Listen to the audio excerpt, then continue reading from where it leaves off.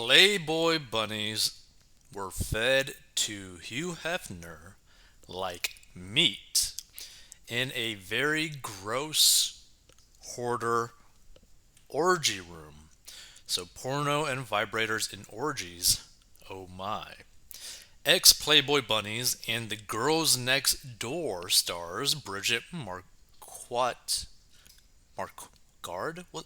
How the hell do you pronounce that last name? Marquardt? What a weird last name. And Holly Madison are unveiling the seedy secrets of late smut magnate Hugh Hefner and his hoarder style bedroom. There, he allegedly made his harem of buxom babes feel like pieces of meat during drug fueled orgies. And I gotta be honest, how did he keep it up to even work at all? To be honest, how? Right? Like I have no idea how that guy at that age was actually functioning in any way, shape or form. I was shocked at how messy it was. Bridget, 48, said of Hef's lair in the Playboy Mansion on her and Madison's new podcast, Girls Next Level. The episode, titled In the Bedroom, aired Monday. We walked in, and it was just a disaster in there. The lights were out, but there were two giant TV screens in there that were playing porn. There's just so much junk, said Bridget, who previously insisted that the Playboy Mansion is haunted.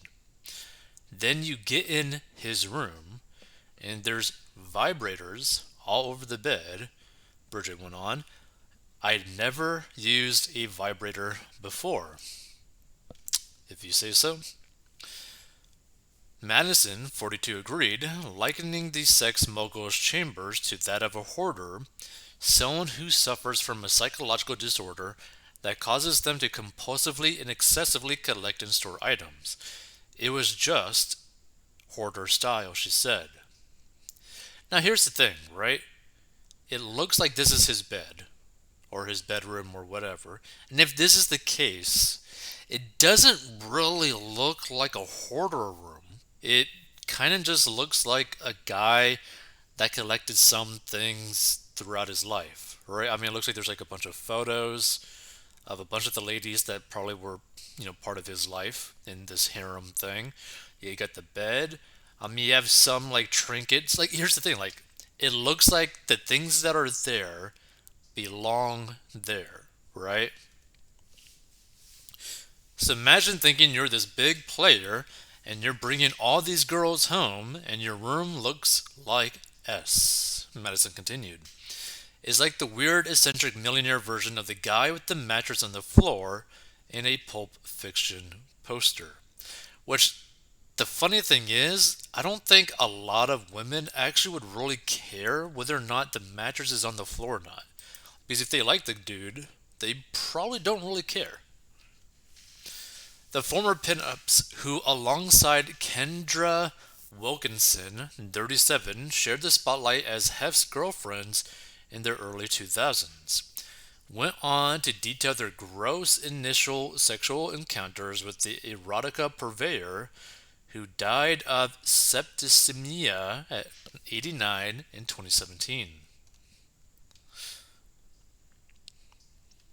I thought I would have a chance to see what was going on, see if I was comfortable with it, Madison recalled of her first time being bedded by Hef and his gaggle of women.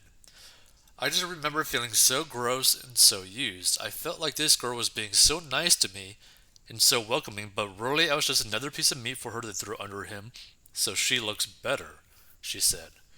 Madison likened Hefner to a vampire in the 10-part A&E documentary, The Secret Life of Playboy. This series, which debuted in January, pulled back the curtain on the nudie baron's alleged sexual abuse of his models, girlfriends, and pets. Now here's the thing, right? Like, all these women were adults, right? So couldn't they, at any given point, just literally walked out the mansion, right?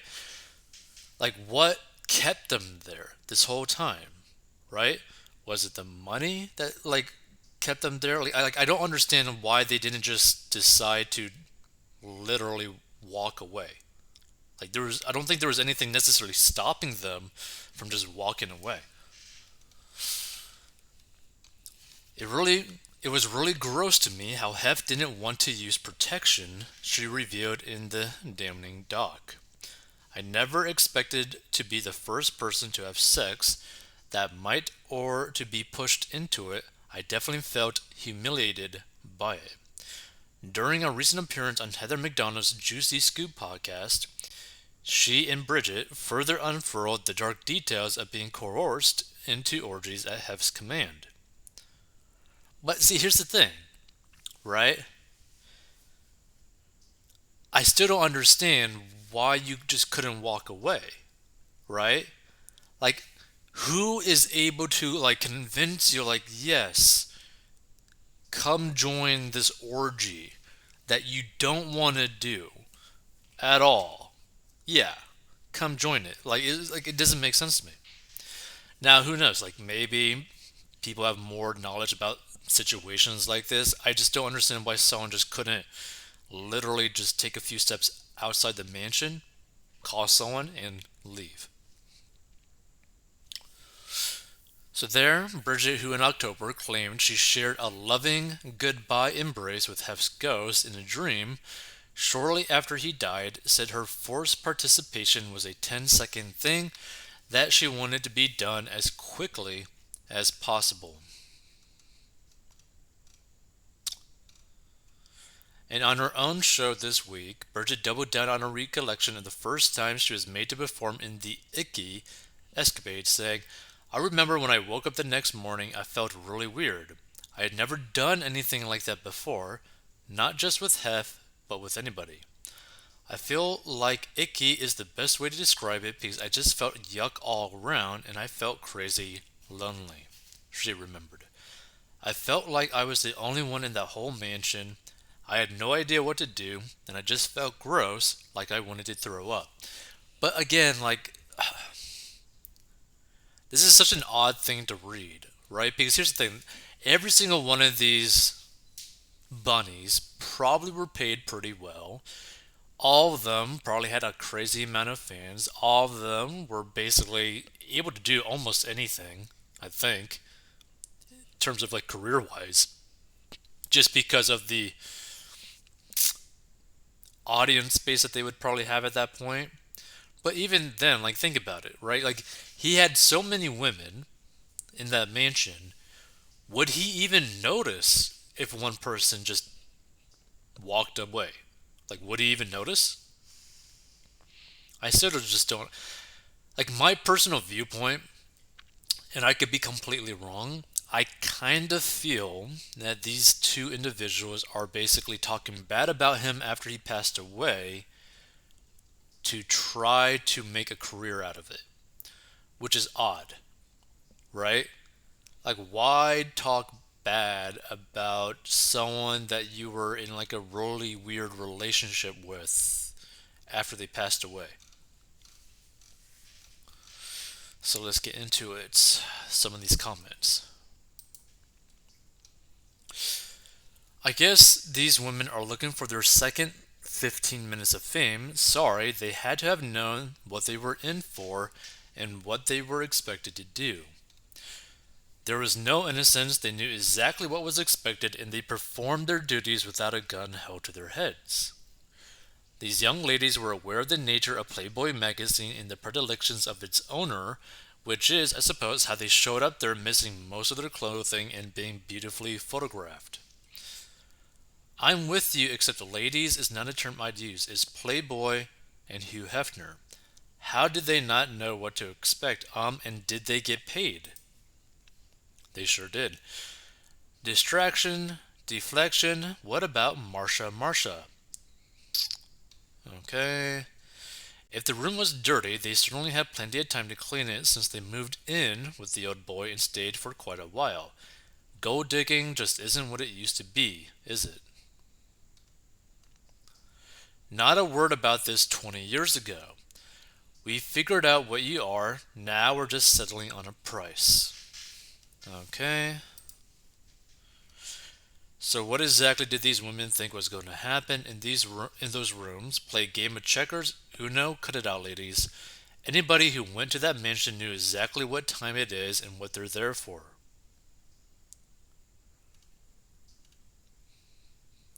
Fun fact, they all choose to be there. Nobody was complaining while the money was flowing.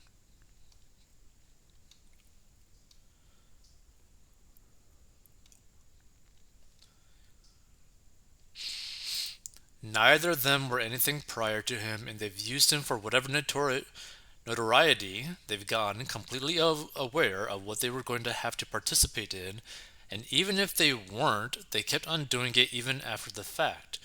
Why didn't they bring this up while he was still alive? No sympathy for me.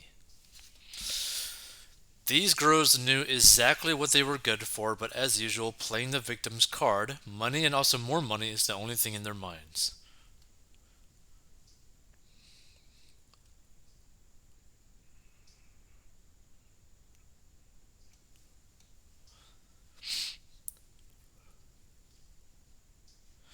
Everything's so gross, but we stayed for years, lived the lifestyle of being wealthy, and didn't have to work. Yeah, it was so awful. Sure didn't hear them complaining at the time or while Hef was alive. Funny thing, that.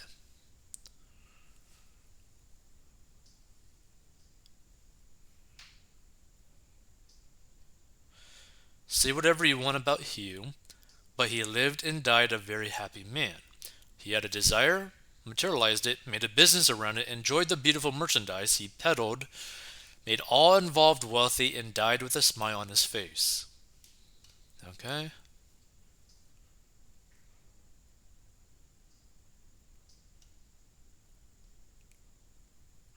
I don't know. Maybe you could have left and found a job. Ever think of that?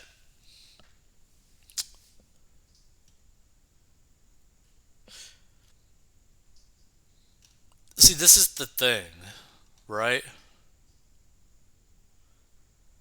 I just don't understand, other than them doing this in their own interest, as to why they would be talking badly about someone that they spent literally years with, right? There's no other benefit than material and potentially audience base. Like, oh, let me get some clicks so that more people can pay attention to us, right? It's just an odd thing. I mean, heck, technically, we're doing this example as well, right? We're talking about this situation, but I don't know. Feel free to give your thoughts. I think this is just weird. I think they're basically just doing this to grab attention and potentially money.